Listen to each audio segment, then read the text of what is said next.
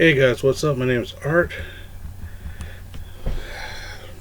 Welcome back to this channel. About to do another video.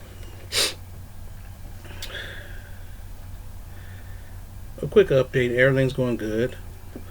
The Democratic National Convention was last night, or the night before. Whenever you see this, it was on this week. Did I watch it? The answer is no, I didn't. Didn't want to watch the highlights because what happened is okay. Basically, the synopsis: Trump did this, Trump did that, Trump did this, Trump did that. I'm not Trump. We're not Trump. We have a different vision than Trump. We're gonna bring this country back together. We're gonna bring this country back right. Okay, that's what it is.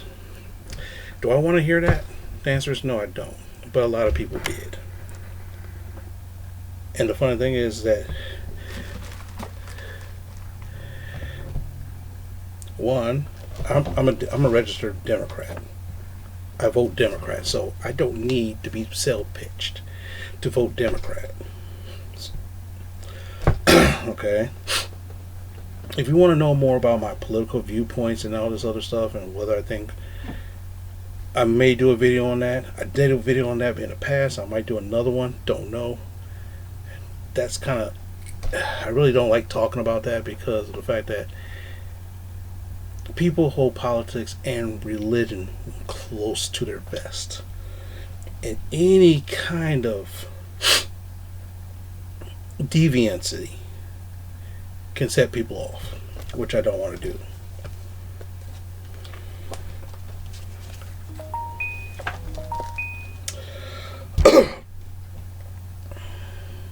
Okay.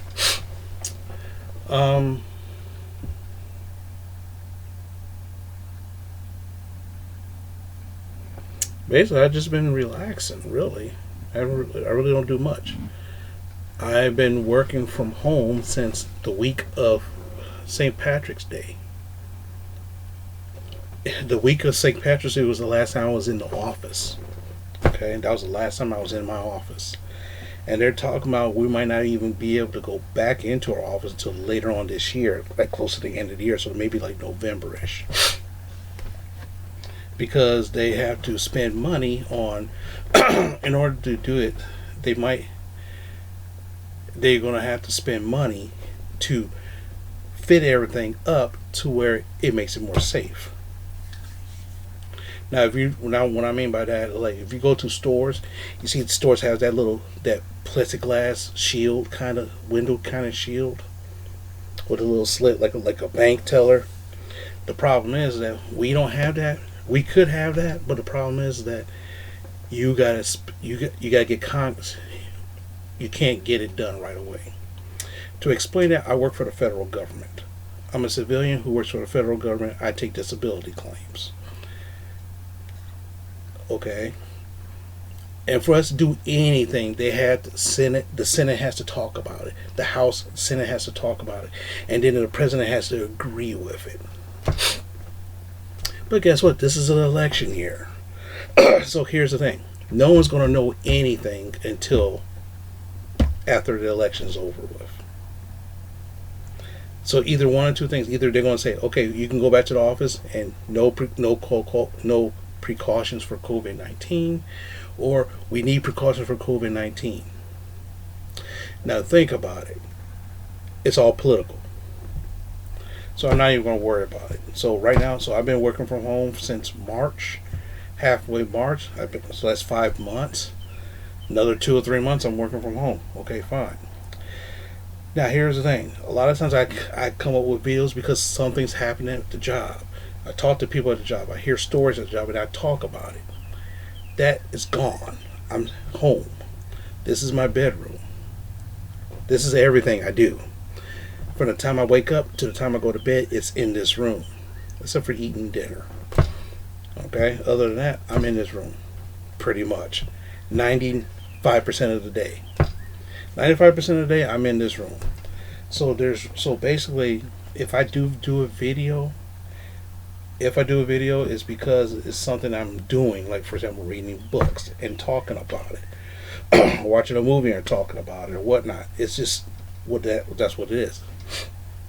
I'm a homebody. I don't go out. I don't go out to a lot of bars anymore. I don't go out to a lot of restaurants anymore.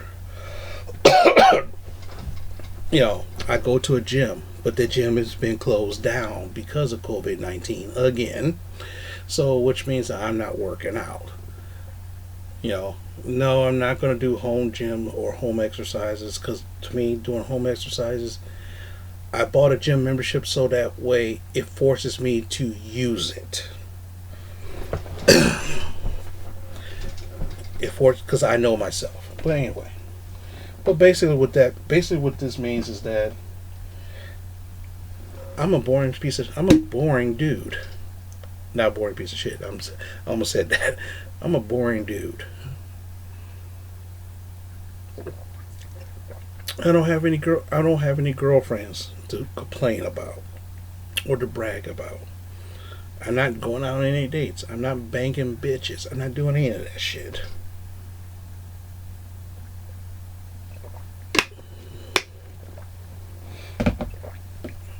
So that's what I do. So I mean, tell you the truth. So a lot of things. That's what I do. It's not. I mean, it's not. Is my life exciting? Not really. I'm just exist. But anyway, enough of all that. Let's talk about what I did today. Not what I did today. What I just finished reading. This book right here is called Fantastic Four: The World's Greatest Comics Magazine. All right. Now, the thing is, the Fantastic Four has been around since the 60s. Before Spider-Man appeared. They was created before Spider-Man by Stan Lee and Jack Kirby. And at one time, the Fantastic Four had this moniker, the World's Greatest Comics Magazine. It was on their moniker on all their books for a long time. Now, the thing is that Jack, if you don't know, I'm pretty sure you heard of Stan Lee, who's considered the creator of Marvel, the father of Marvel, the guy who created all the characters and everything else. But the thing is, he had other stable people who helped him do it. One is Jack Kirby. His artwork revolutionized comic book artists because before Jack Kirby also served in World War II with Stan Lee. Jack Kirby loved shooting Nazis. That's what I heard. But the funny thing about it was the fact that the drawings, the comic books from the 30s and 40s to 50s before Jack Kirby started drawing comic books, they're pretty decent, but they're static compared to his dynamic. They call it dynamic drawing. Now, for example, this is not a Kirby original drawing. None of the drawings in here is Kirby originals, but it's a paying homage to Kirby. Jack Kirby also drew like blocky, like all the fingers was blocky, toes and blocky, feet are blocky, and everything else. But if you look at this, you see how it looks like they're running towards you. That's the kind of stuff he was doing, which makes it look like it pops out at you. Now, the thing is that there's been this big debate for millions of years about, did Stan Lee really write all these books, or did Jack Kirby do it? Basically, what happened was, from what I understand, Jack Kirby drew the book. He drew every comic that Jack Kirby did. He drew the book. He drew the artwork first. Stan Lee comes in afterwards and write all the words. Now, so the question is, did Stan Lee actually write the book, or did Jack Kirby actually write the book? Who knows? Maybe Jack Kirby and him made some kind of arrangement to, this is the vision I want. Jack Kirby draws it, and that's it. For example, today, comic books, stories, movies, and TV shows, they have what they call it goes from a script to storyboards. Storyboards are like actual drawings. That way they can figure out visually how they want everything set up. Then when they bring the real people in, do it, done. But the thing is, this is an homage to Jack Kirby and Stan Lee by some famous creators. One is Erik Larsen. Erik Larsen is not a really known name. At the Todd McFarlane, the guy who created Spawn and make Spider-Man cool again. After he left the book to create another Spider-Man comic book, Eric Larson took Amazing Spider-Man and took it and brought it on his own. He wrote a lot of this and drew it and did some plots. Keith Giffen, he's also a well-known comic book artist.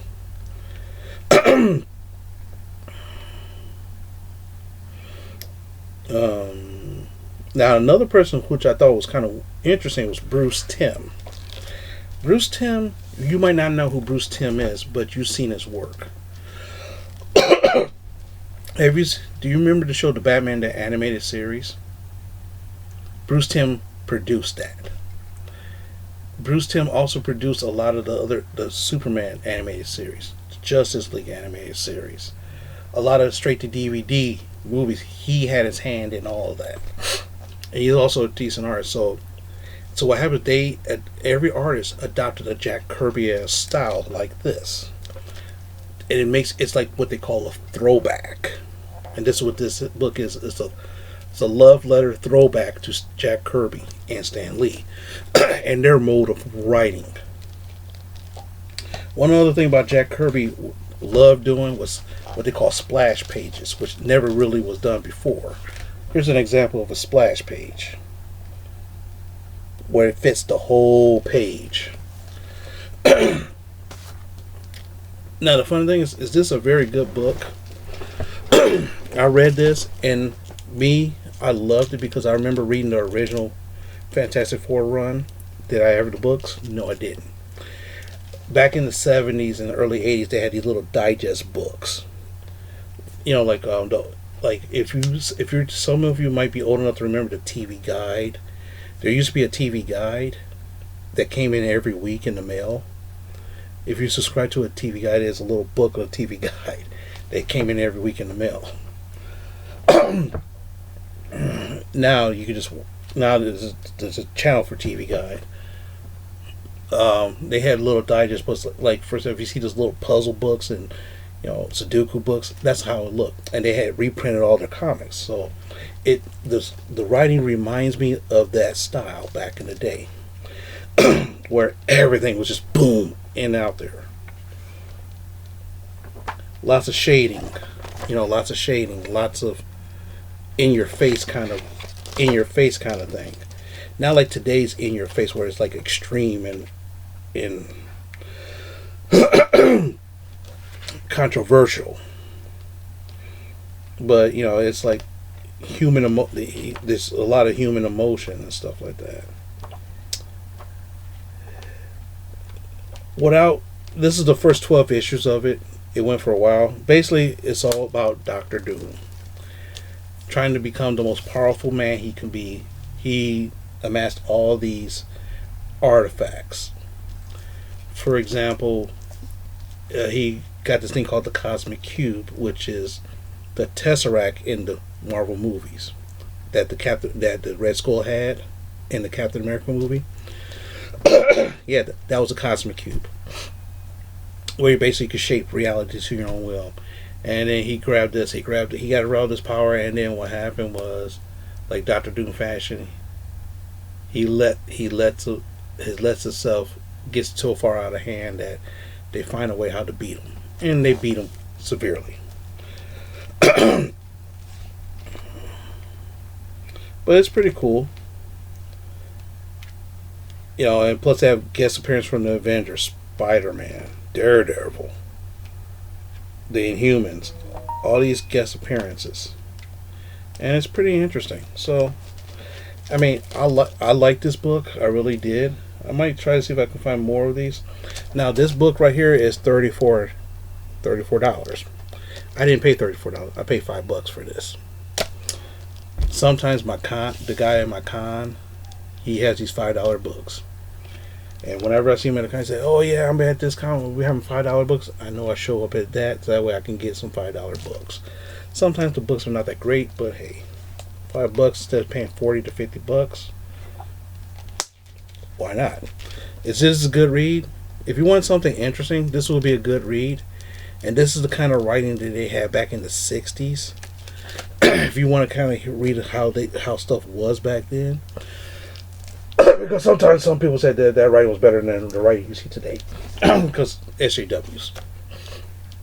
You didn't hear that from me. But anyway. With that, I'll bid you farewell. Don't know when you're going to see this video. I know I'm filming this on a Tuesday night. So this might be on a Thursday. No. Wednesday. This might show up on Wednesday or Thursday. So with that, take care of yourselves. And yes, if you see, because you see me coughing, I did get sick a couple weeks ago. I did catch a cold. You saw me with a video. My voice almost giving out. But for some reason, the congestion is still there.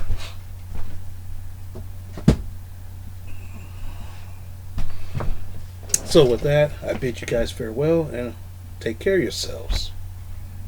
Until the next one, whatever that one will be.